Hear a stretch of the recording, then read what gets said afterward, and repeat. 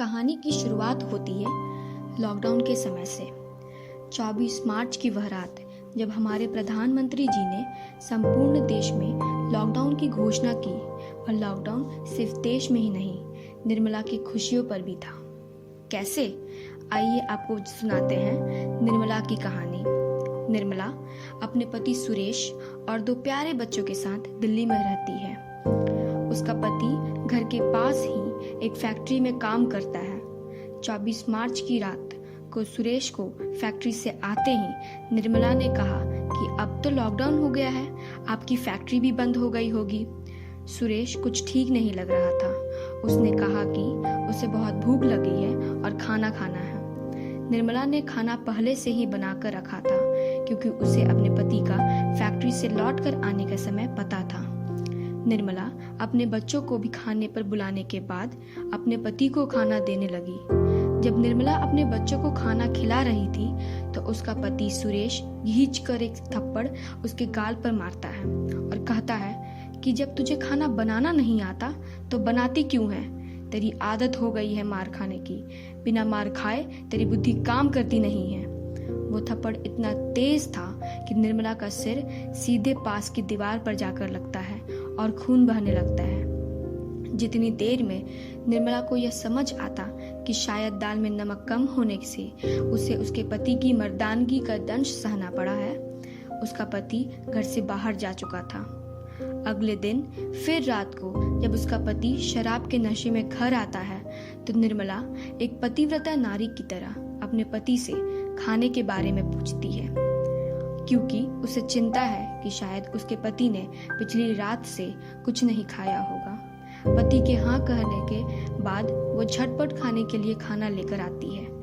इस बार तो सुरेश बिना खाना खाए ही निर्मला को थप्पड़ रसीद कर देता है और कहता है कि तुझे मैं कमा कर नहीं देता हूँ जो तू ये रोज आलू की ही सब्जी बनाती है, या तुझे और कुछ बनाना ही नहीं आता।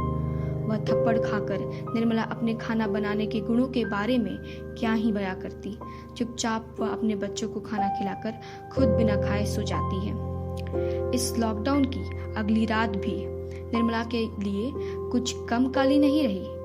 कभी घर की सही से सफाई न होने की वजह से, कभी गलत तरीके से बैठने की वजह से, कभी बात पूछने की वजह से, कभी कुछ निर्मला लगभग रोज मार खाती और चुपचाप रहती। और वैसे भी शायद बोलती तो समाज उसे पतिव्रता कहना बंद कर देता, और पतिव्रता होने का ताज उसे खोना नहीं था। वो इसी प्रकार से इस लॉकडाउन के बाद भी आज मार खा रही है। उसे मारना सुरेश की आदत हो गई है।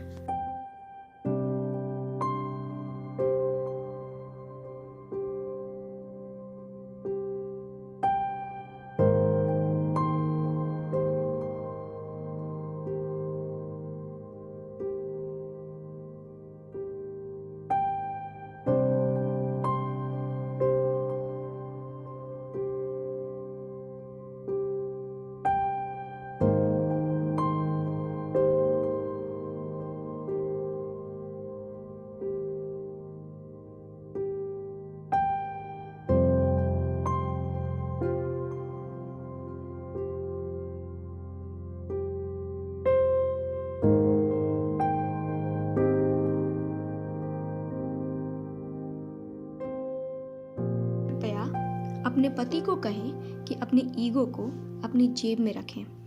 अगर फिर भी आपके पति की ईगो सलाह के बावजूद छलांगे मारे तो एक छोटी रामपुरिया छुरी अपने पास रखें।